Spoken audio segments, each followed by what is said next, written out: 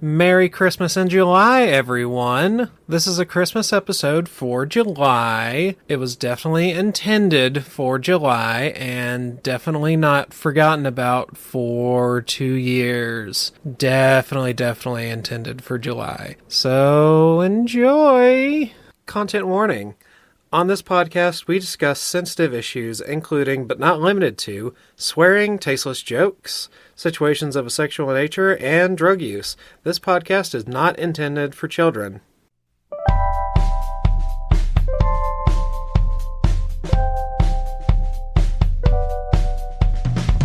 Welcome to the Bibliorex Patreon Christmas thing! Yay! The things we do because we love you. Yeah, this one, it was a special kind of bad. I never, ever watch movies like this. Yeah, Hallmark is, in general, just bad taste. Just not good. This is the first time I think I've ever voluntarily sat down and watched a Hallmark movie. It was everything I was dreading. Although, okay, going into it, it wasn't as bad as I thought it would be. Right. And most of the way through, it still wasn't as bad as I was expecting. Yeah. And then you get to the end and I'm like, God fucking damn it, I hate this. See, at the beginning, I was worried that this was just, we were going to have to just do a episode on a good story, because all the reviews I looked at were just like, oh, it's great, it's my favorite holiday read. Oh, no. And apparently just some people have really bad taste on Christmas stories. I mean, honestly, I'm not a fan of many Christmas stories. So, like, that's not a genre I'm into. Yeah. So I think the best way to go about it, because they're mostly the same, we could just talk about the story in general and maybe just go over the differences. Yeah, because this plot is paper thin. There is nothing there. Yeah. And basically identical on both of them. Pretty much. The book is The Christmas Train by David Baldacci. And then the movie is a Hallmark movie, and it's The Christmas Train. All-star cast, though. I was surprised. Yeah, they had Danny Glover. I always love to see Danny Glover. Glover. And Joan Cusack. Yeah, I was sad to see Joan Cusack there, because I feel like she could score a way better gig. I mean, misogyny in Hollywood probably says that since she's old, she doesn't count anymore. Okay, so the ages in the movies were wildly different than the ages of people in the book. Yeah, but also they were presenting Agnes, the old lady, as like this old bat of a woman. And she's like the same age as the main character, Tom. And I was like, this would be a way better pairing. You guys are like the same age. Yes. But no, of course he's got to be with someone 20 to 25 years younger in than the him. School, they were equivalent ages. Sorry, in the book. They went to school together. Yeah. So they were the same age. They were both 40s. So there was not the age difference that is there in the movie. Yeah. His girlfriend, I don't know what David Baldacci has against voice actors. He rails against this woman. He hates her. He hates Tom's girlfriend. And I thought it was Leah. It's apparently Lelia. Oh, it's Lelia or something? I've heard 3 different pronunciations now. Yes. Because the movie says it differently. The narrator in the audiobook I listened to says it differently. Looking at it, I would have thought it was Lelia. I don't know. Very confusing name. We'll go with Lelia because that one sounds better than most. And if I mess up and just say it several different ways, I'm sorry. Yeah. And if my voice sounds bad, I also apologize. I have a cold. But in order to get this out on the 15th, we have to do this like right now. Yeah. We were super off the game on this one. Of course, it is the holidays. So it is the holidays. Even if we did get it out late, I'm pretty sure the patrons would understand. Yeah. And then I keep putting off my current book that I want to do, and then we did yours last week, and it's just been busy. But So Tom is a war correspondent journalist. I kept thinking of Robert Evans. Yeah, I did too.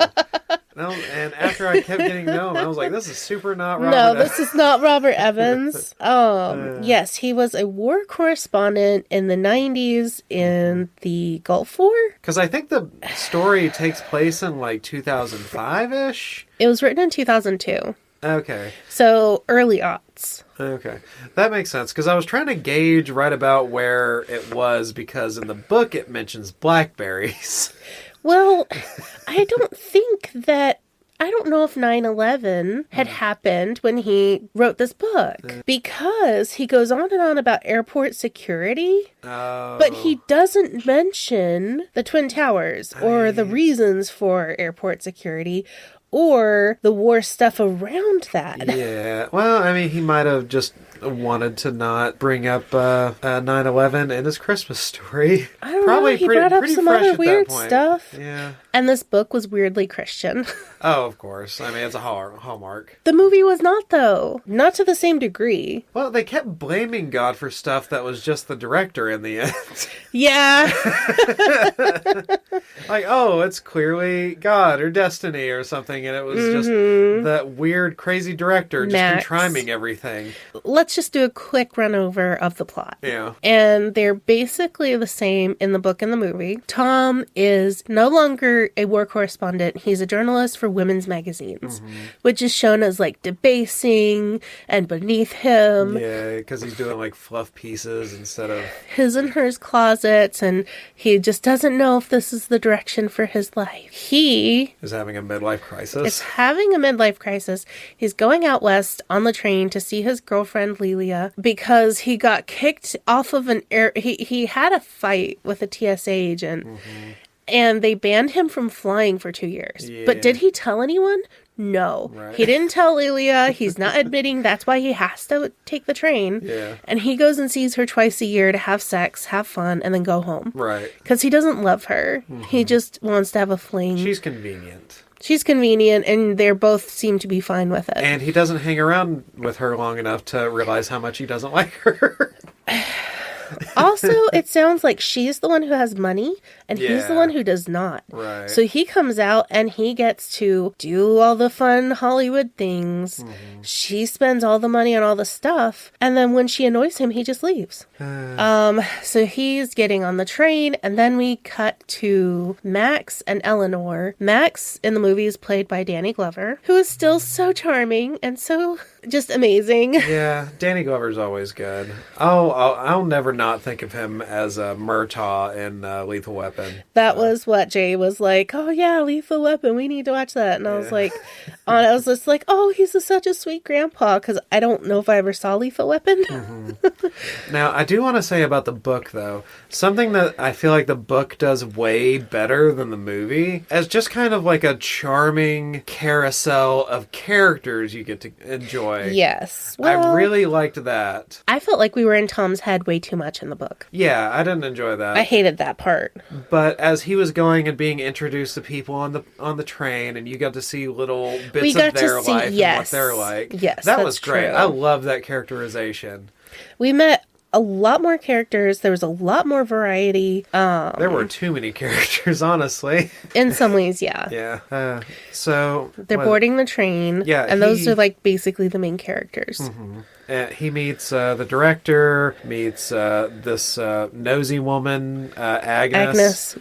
A priest. He was a priest in the book. He was just a lonely old man in the movie. Right, John Kelly. John Kelly. Yeah. So they keep some of his stuff true, but I guess, I don't know if like Hallmark didn't want to make a priest or someone. A bad guy? Yeah. Someone dressed up in a priest robe doing nefarious shit. Right, because it's like he was a fake priest. He wasn't Yeah. even a real priest. Right. He was just a Catholic.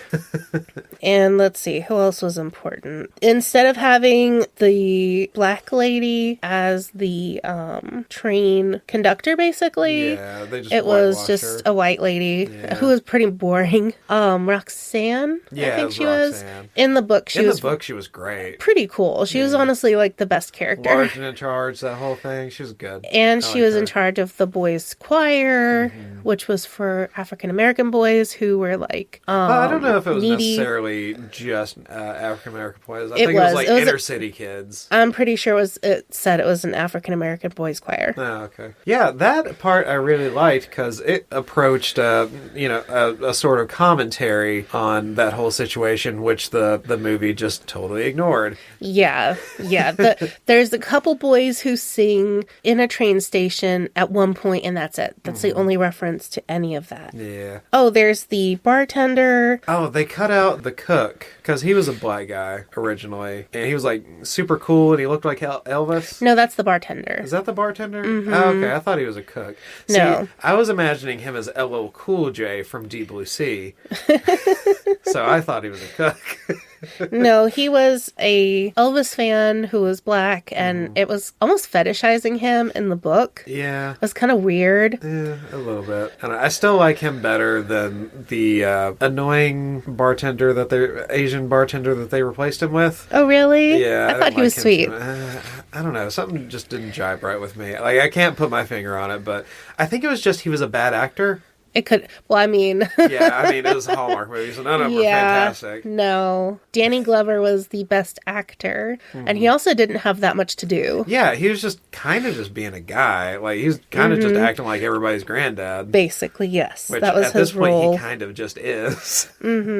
Max bumps into Tom and is like, oh, you're writing about trains? My next movie is going to be about trains. You should totally write a script with my scriptwriter. It's Eleanor, Tom's ex. And in the book, Tom is just thinking about Eleanor the whole time. Yeah. They broke up 8 years ago. They were together 4 years. So he's just been miserable, not just thinking about her constantly for 8 years, just pining away. He's really pathetic. Yeah. Movie him is not quite as pathetic. Well, we Book can't him hear is his really stupid pathetic. thoughts either. Yes. Oh my god, it was infuriating. Oh, there's the psychic, Misty. Yeah, oh boy, there was something ahead for for Misty. Oh, there was something in at the beginning where he starts writing in his little notebook. He starts in the middle of a sentence. It's yes. Like, and so the story begins on this train. But anybody who talks about going on the train talks about it like it's a train cult, like a Christmas train cult. It is weird. It is really weird. I've ridden on a train and it's not like that. Oh, there's the young couple who are getting married. Oh, yeah, Steve Julie. and Julie. Yeah. And I don't know, I don't understand, like, they changed this for almost no reason, I don't know why, but they changed her from being from Virginia to Kentucky. I know. And they took away her, like, I don't know if the actress just couldn't do the an accent or accent? something, but... She has the accent in the book, but not in the movie. Yeah, she's from Kentucky and doesn't have any accent at all. And she's just like, oh, we moved a lot. And I'm like, why did you even bring it up? Did you have to talk about it? There's no reason she had to be from Kentucky or Right. Virginia. In the book, it's because Eleanor was from small Low town class. Virginia. Yeah. And low class. Agnes is super nosy. In the book, she beats Tom up. Yeah. She literally is at the top stair, won't let him past, elbows him like in the chest, and he falls all the way down the stairs. She is described as wide as the hallway and fat shamed just over and over and over. Yeah. Yeah, they're way meaner to her in the book, I Yes. think. Well, I mean, she's mostly just ignored in the movie. I mean, Agnes is shown as like quirky and kind of funny, and she's played by Joan Cusack, so Yeah. she has a good actress behind her and is like, but yeah, she's just kind of sneaky and weird and like eccentric. Yeah. Oh, what about the chess man? The one that just challenges random people to chess on I the train. think they combined a couple characters for that because there Yeah. was that lawyer Merriweather in the book, and he's like, I'm gonna sue everybody because my stuff is missing, and there's like Yeah. a thief on board who 'Cause prior to steals that- people's stuff. Yeah, because prior to that, the guy that was playing chess was just a guy and got beat by Eleanor. Eleanor. Well, so they kept that part, but Yeah. he had a big bitch fit about it in the movie. So as they're getting on the train, Tom and Eleanor separately meet all of these people. These are the central characters. These are the people you're going to run into. Right. The book is done really well, but God, it just keeps introducing more characters in the movie, and I'm just like, God, are any of these people going to come up again? And half of them don't. Yeah. Eleanor is coming and having dinner, and Max invited Tom, and he wants Eleanor and Tom to work on the script. Uh-oh, they know each other. Yeah. This is where we find out that this is, and Max is, oh, I didn't know you knew each other. How did that happen? Eleanor is pissed. She hates Tom's guts. Right. She consistently throughout this entire story has no choice but to interact with Tom, even though she makes it very clear she does not want to. She doesn't want to. He has been a bastard. He has been awful. Yep. He never communicated with her. He never listened to her. And still, even after all that, her opinion still doesn't matter. Right, because everyone pushes her to be with him. The whole book. Starting with Max Powers. Yes, is pushing them together. Yeah. The entire situation is contrived because Max Powers is just like, well, I think you should be with this guy who you've already been with. 4 years is a long time to be with someone. Yeah. You should know at the end of 4 years whether you're good together or not. Right. And since she was very sure they were not, Max Powers is on a god trip to think that he should influence this. Yeah. Yeah. Everything in the story aggravated the hell out of me because everyone on the train is so fucking nosy. Like, they present Agnes as the nosy one, but everybody, everyone's I would just in want each other's business. Oh, and there's Hester, I think his name was, the old train man. Oh, Higgins. Was it Higgins? Hester Higgins. Yeah. Okay. Higgins, you're right. He's the one who's always looking at the weather and knows it's going to be bad. Yeah, he's the plot device for your forewarning. Yeah. So the train takes off, they're on board, and Eleanor is stuck here, knowing Tom is there. And has to interact with him. Even though I think it would be reasonable to just be like, nope, I'm not doing this. I'm going to stay in my car. We're here for 3 days. This isn't like... Yeah, it's not prison. No. You don't have to socialize. And they really push like this HOA. Everyone knows each other. Everyone knows each other's stories. Oh, God. Everyone is bossing each other around and watching each other's actions and behaviors. Yeah, it's invasive. It's so uncomfortable to watch. It's so uncomfortable to imagine being in that. That everyone knows everyone's life story instantly. Yep. Everyone talks about everyone else. And it's just kind of like... Did you ever go to sleepaway camp? No. It felt like the way sleepaway camp with 14-year-old girls was. Just the gossip and the meanness. And like, no one in the movie or the book is mean. But everyone is just so... They can't not know. It's just infuriating. You can't... There's no good reason that anyone presents as to why something can be kept someone's own business. There's no privacy. Yeah. No one is given privacy. And that's the ones that have been on the train a lot. That's a pull for them. They love it. They love that part. That's part of their train belief. Yes, is that no one is allowed privacy. And if you're here, we know all about you now. God, and we're going to tell you who to be with. So at some point after that, they stop. Eleanor tries to get set up with a cab. She tries to get leave. She tries to get a plane ticket. Right. And they're all booked. Yeah. That was in the book. In the movie, did they just talk her out of it? Yeah, in the book, they just talked her out of it because she hailed a cab. And I've never seen a cabbie so happy not to get a fare. Bizarre. Yeah. I would be pissed. He was watching the movie. Yes, he was watching. But nobody in this movie could be unhappy. Yeah. It's like that toxic unless it was drama. Yes. Yeah. And at least the book gave people more emotions. Yeah. Tom nearly gets into a fist fight with that Merriweather guy because he insults the bartender about his scotch, and then like the bartender gets in between them and is like, no, it's cool, man, it's cool. Yeah.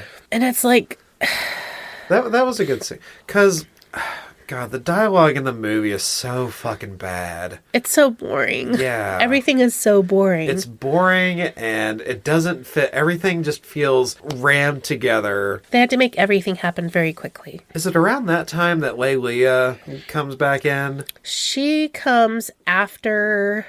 Well, first, before we get to all of that, the couple, Julie and Steve, are getting married at a train station. Right. And their drama is like the center of the story. Julie, a small town, Kentucky, Virginia. Steve is some kind of upclass. Is like the son of a big businessman who has like a firm or something. Yeah. And the parents don't want him to marry her, so they're eloping and running away. At one point their ring goes missing, and it's like every time Eleanor and Tom have a fight, this couple has a disaster befall them. Yeah, for them to, I guess, try to help overcome their shit from an outside perspective. Yeah. So Tom goes, no, it'll be the worst mistake if you don't marry her. Yeah. And he's thinking, oh yeah, just like I made a mistake not marrying Eleanor. Right. Because he never asked her. Yeah.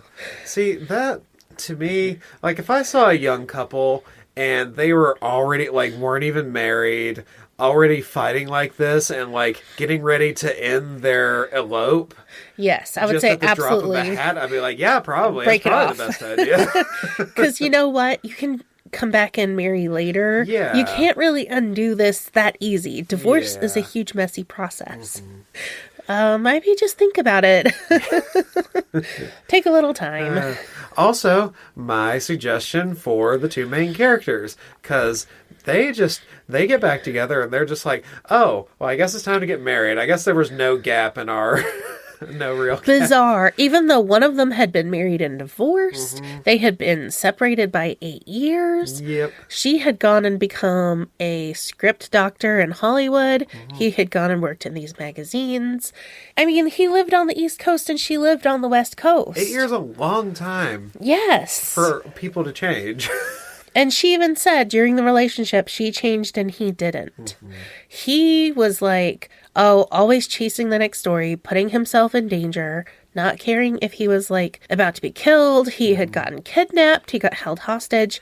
And there's no reason to think that he won't still be doing that. Right. Well, I mean, he had, I guess, stopped being a war correspondent and just was chasing fluff pieces now. So, but he was bored. Right, and he hated it. Yeah. So it's like, why would you want someone to make themselves miserable to be with you? Yeah. So it was better, like she said, to leave, go find stability on her own, than to try to force him into this box that he was not willing to be in. So in the movie, during, I think it's their first stop still, it's just a couple of 40 to 50-year-olds crashing a wedding. Bizarre. Yeah, acting like just teenagers. Sad and trashy, I think. I thought that was supposed to be the train station, and I was like, no train station looks like this.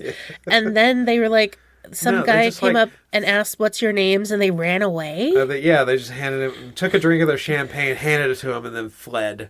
So they had crashed a party. Yeah, they crashed a wedding. Okay. I was confused because they don't say what is happening. Yeah, no. And then they're in a Christmas market. He buys her an ornament. It's a meet cute date thing. Even though they already knew each other. And she already hates him. And he's in a relationship. Yeah. He is on this train to go see his girlfriend for Christmas, which they've done for 3 years.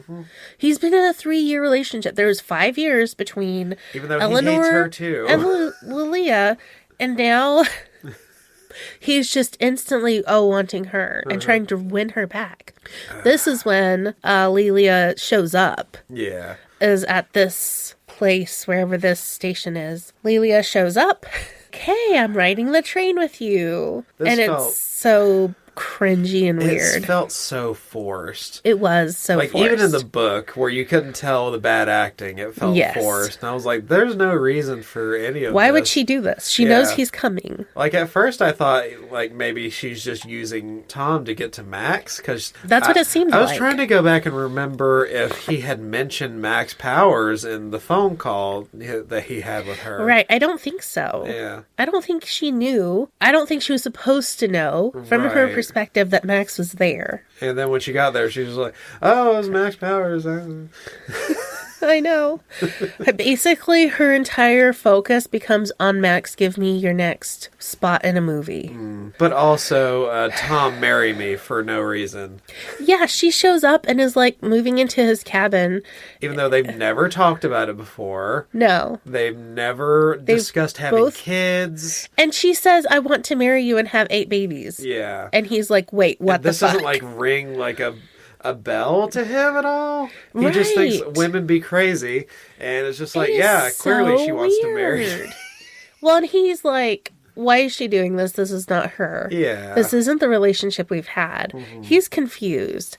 But he doesn't say no. He goes along with it for like a couple days, it seems like. Yeah, that's the thing that kills me is this entire bit of tension here could just be totally ended by just saying, no, I don't want to marry you. Right. And I don't want to could marry just anyone. end. Yes. And you are a 50-year-old man? And you can't do that? You can't say no to this woman bro. who you've only been seeing on and off. Like...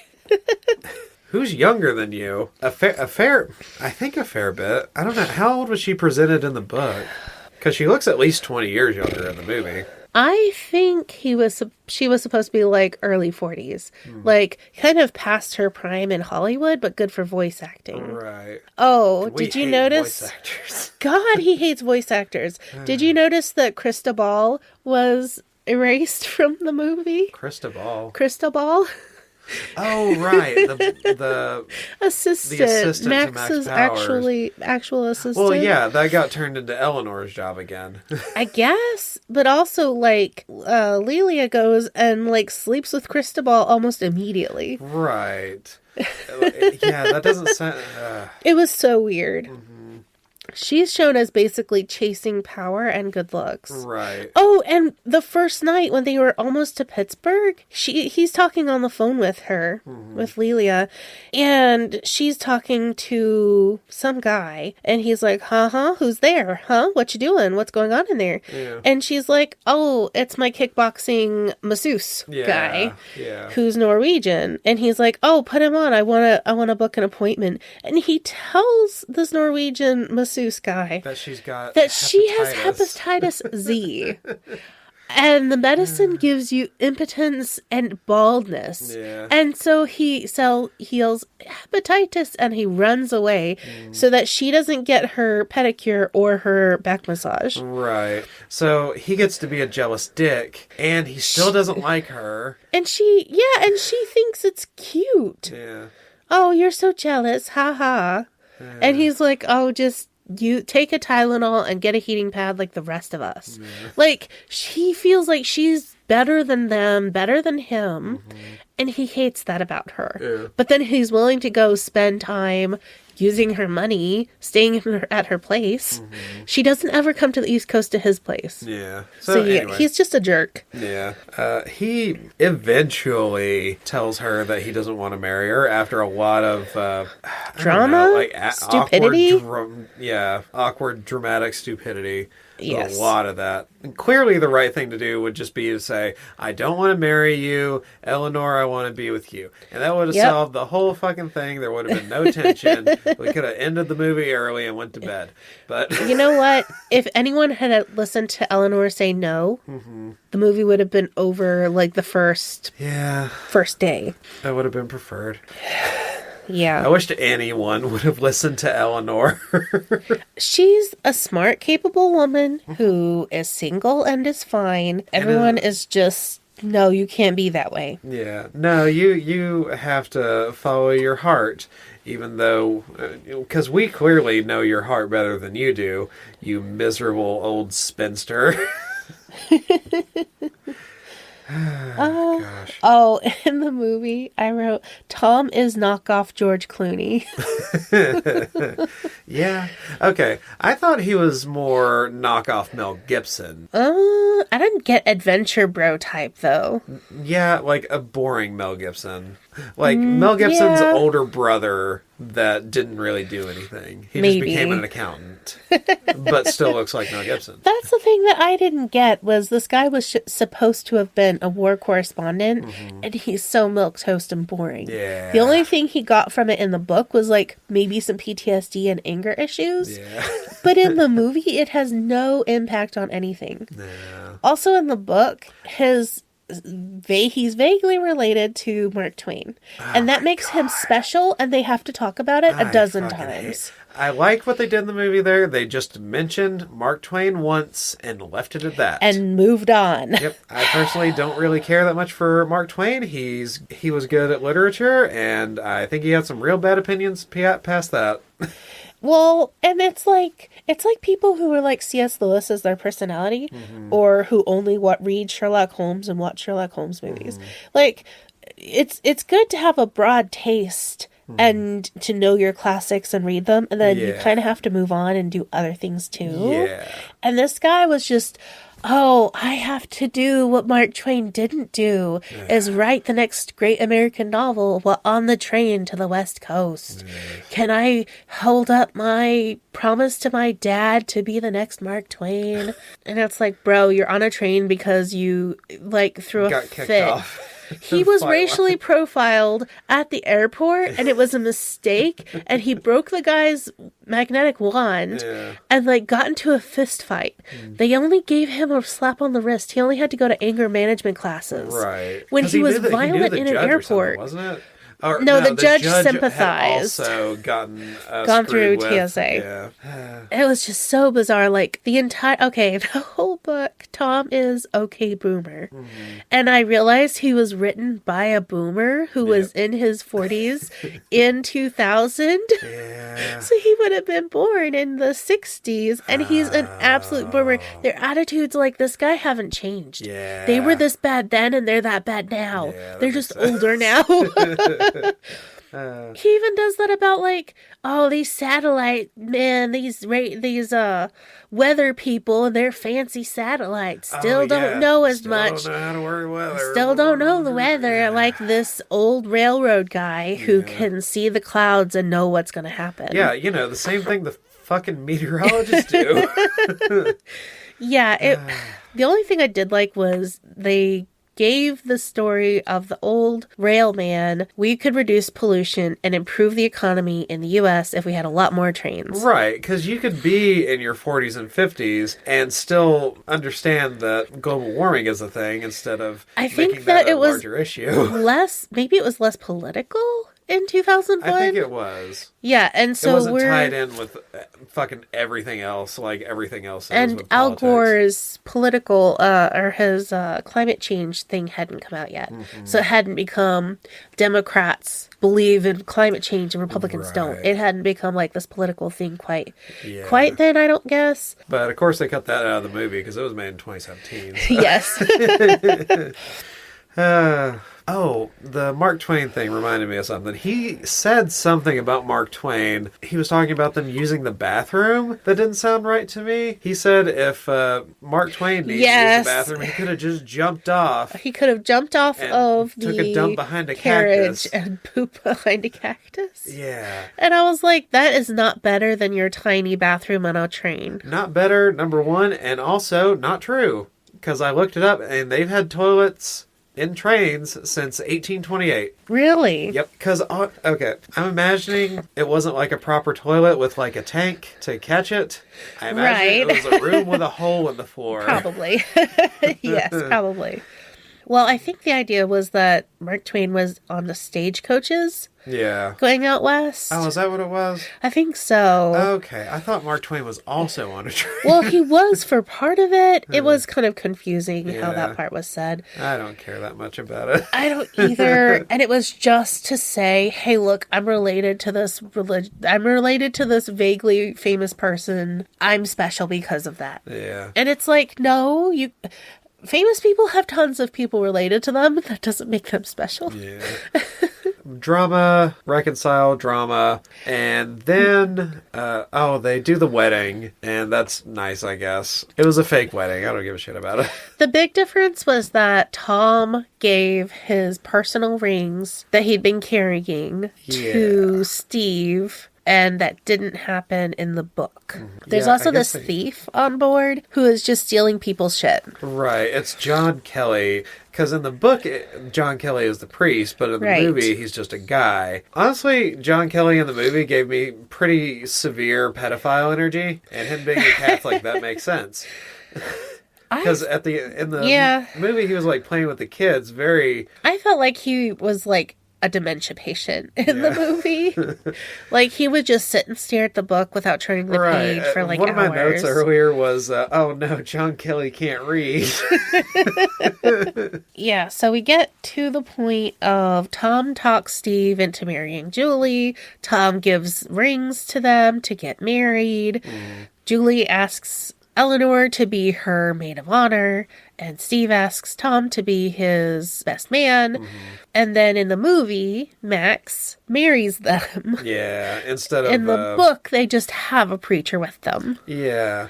So that was like... that. I guess that would have set something off, because this was still a surprise, even though I've read everything, or watched and read everything in a weird order, because I just assumed, like, maybe in the book that John Kelly, the priest, was also just a paid actor because he avoided the other preacher. That's what I thought too. Yeah, and it just turns out that no, he's just pretending to be a priest, and it's totally and he wasn't unrelated. Real. Yeah, that was kind of dumb. So they get married. More drama between Eleanor and Tom. The whole movie is basically them bickering and Tom chasing her around. Yeah, and not leaving her alone, and no one minding their business. Yeah. So then, what I had hoped happened the entire movie, an avalanche. They go up on a mountain. They're crossing a mountain on the train tracks, and avalanche in front of the train, and avalanche on the back of the train, and they can't go anywhere. You know what my favorite part of this movie was? They go up to the front and they talk to the engineer, and he picks up the phone, is like, I can't talk to no one, and slams it like a child. This doesn't work. Bash. It was so bad.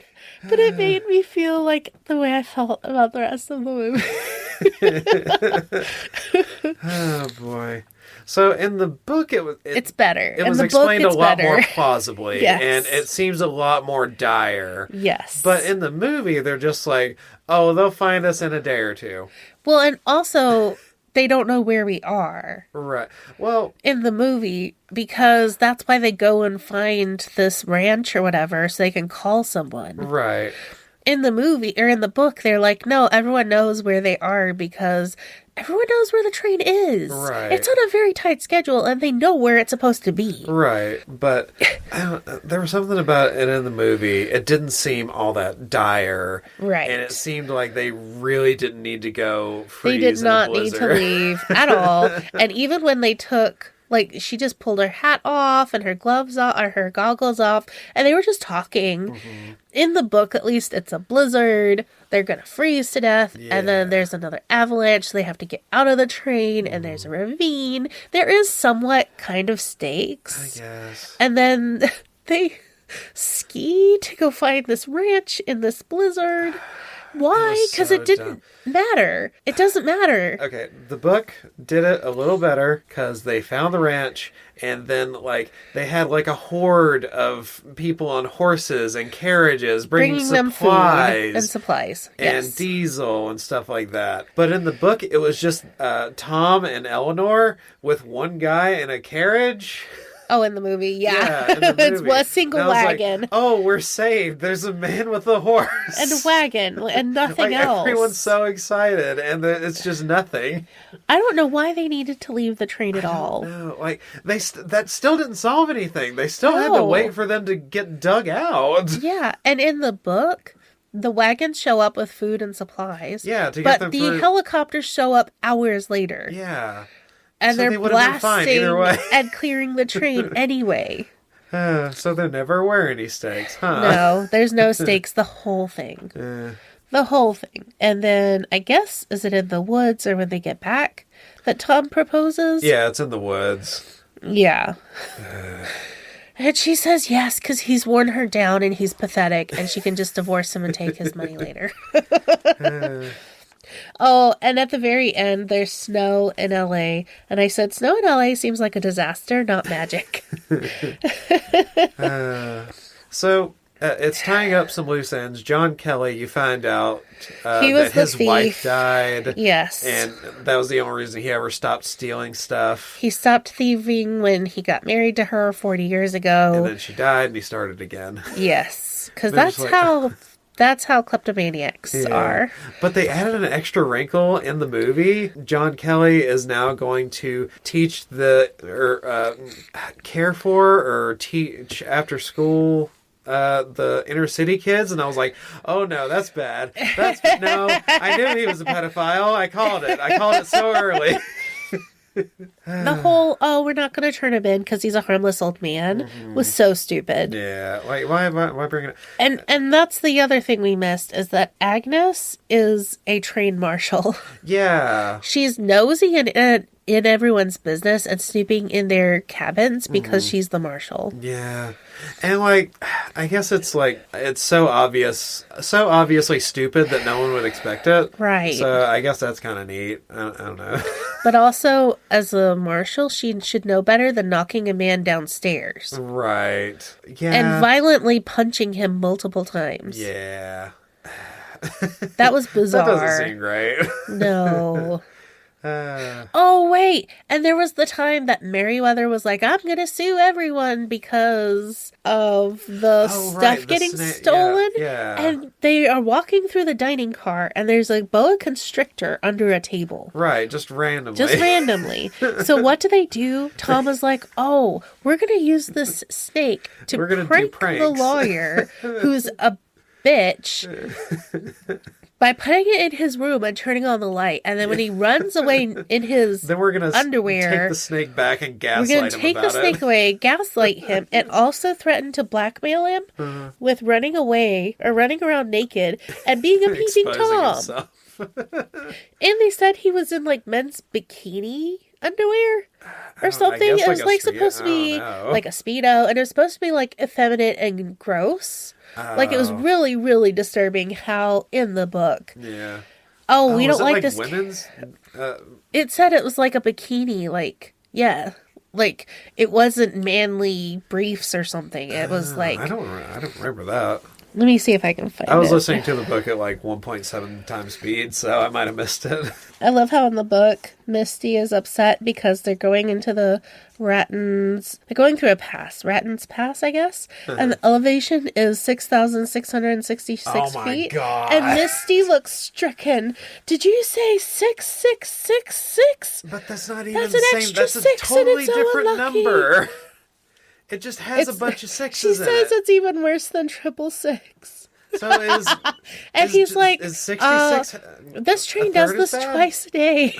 Trains do this all the time. So And it's just stupid. because she's there and she knows the danger that this happens, I guess. Right. It was so funny. Oh my God. And Steve and Julie, because Julie lost a ring and she's like, it's a sign we shouldn't marry. And Yes. then after that, everything is a sign. Like they get rings from Tom. Tom and she's just like, it's a sign we should get married. And I'm just like, is everything I don't know what's happening. Yes. Really, really bizarre. And then they got train married, so then they can have train sex, and then train god won't be mad. And in the book, they make a point of how tired Steve looks. Multiple times pointing out that they stayed to their cabin and Steve looked tired. It's like, okay, give it a break. Right. Lay off. So are we ready for the twist? Oh my God. I guess so. Eleanor said yes. They get to LA.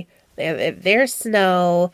And this is where Tom finds out the truth. Max Powers contrived the entire trip and hired actors to Hired people. to mirror Tom and Eleanor to show them the error of their ways so that we could cult brainwash them into getting together So through oh train my God. magic. Jay was pissed. all along, Jay was just like playing a game on the computer and just like, yeah, just kind of vaguely paying attention. Then the end came and he was like, wait, what the fuck? This is horrific. I was so mad. I was so pissed. I used a third of my notes on this page just for scribbles to get out my rage so I wouldn't punch the TV. And it's like, so Max literally found out he had been spying on Tom for 6 months. Mm-hmm. He finds out Tom is getting on this train to go to LA. And Tom is just like, oh yeah, well, I'm getting married now, so it doesn't matter. And, like, this Tom's wasn't cool a total invasion of privacy for a long time. And so Max hired Steve and Julie, who are actors, to have all this drama and to pretend to get married on the train. Right. He hired Misty, the psychic, and fed her all of their back... Oh, psychic or mystic? No. What did I say? No, you said it right. She's a psychic, but her name's Misty, so she's a mystic. Oh my god. That's why her character's name was Misty. That was Max's thing. Yes. So Misty was hired to know their past and tell them, you'll have a pleasant surprise, or you'll have an unpleasant surprise, or blah, blah, blah. Let's see. Who else was hired? Destiny or There's God. no anything. Oh my god. Were those the only ones he hired? Yeah, I think so. No, he was in cahoots with Lelia. Right, yeah. He was in cahoots I forgot about that. and talked her into coming onto the train and proposing to Tom. Yeah, to scare him force off. him to make a choice between Lelia and Eleanor. That's such a betrayal of trust. Like, I know they didn't like each other, but fuck's sake. That's just... So she was ready to dump him, because that's dumping material. Yeah. That's... And she was fucking around just as much as he was. Yeah. So, what are we doing here? Why couldn't she have just been honest? Why couldn't everyone have just been honest? God damn it. That would have been so much simpler. Yeah. So at the end, in the movie... he still calls her Ellie.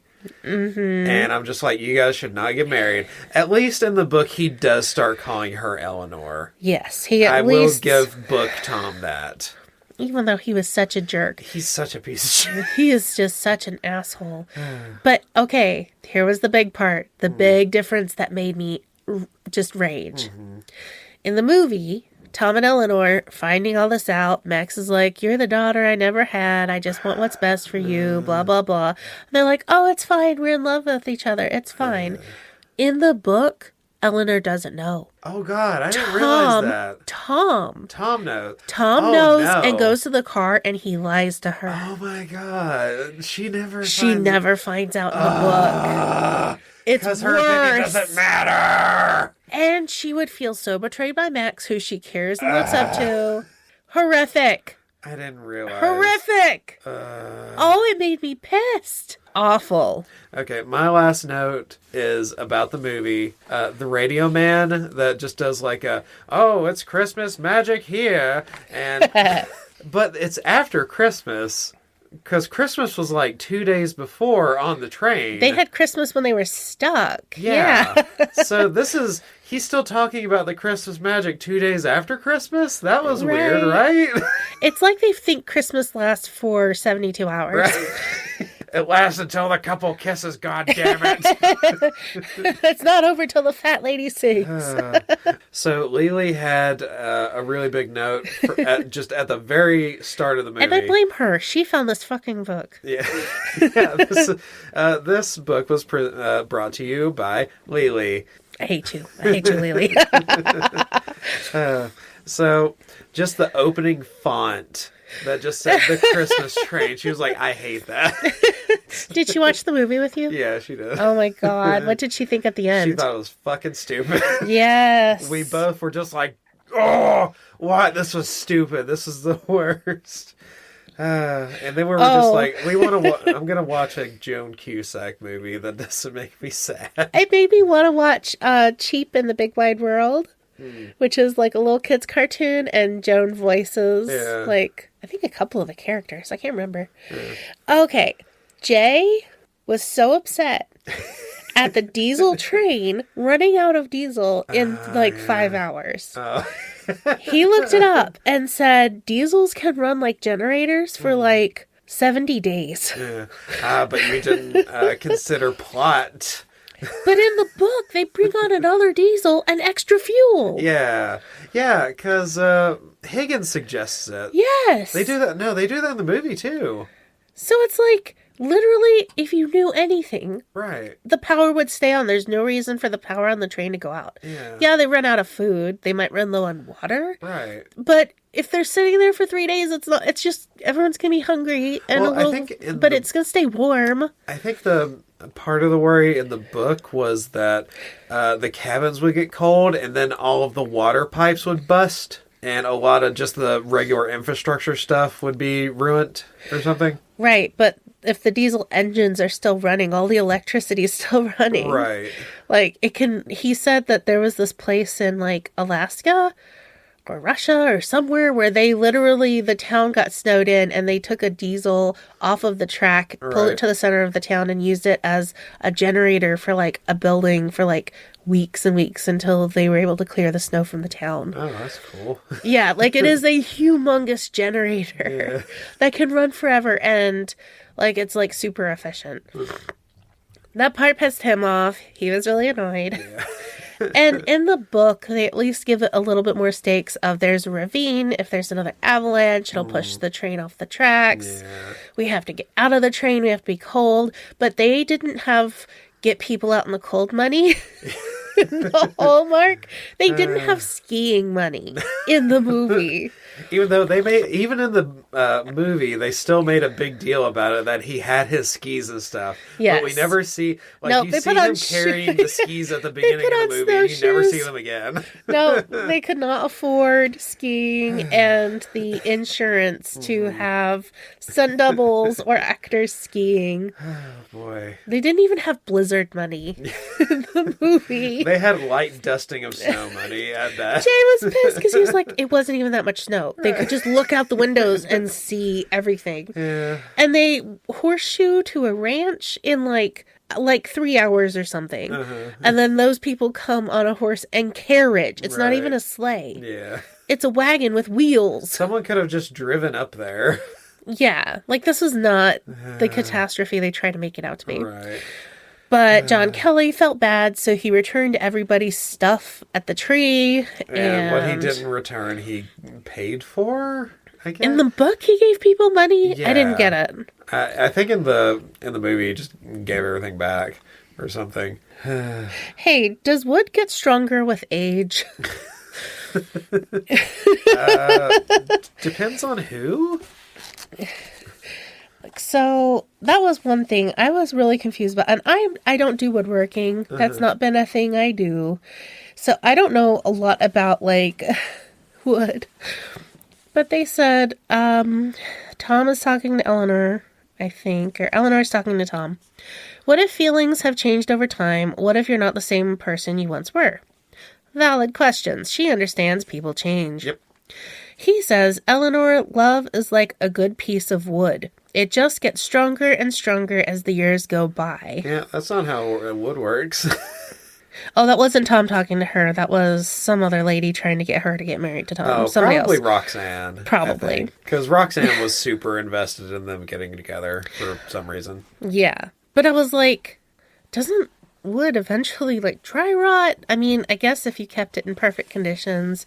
I've heard about wood getting harder and stronger, Well, but I think it's just as it gets drier, it gets stronger, but that's only if nothing ever happens to it. Like, if it's kept preserved in the middle of a house, sure, but... It was just such a weird, like, phrasing. Yeah.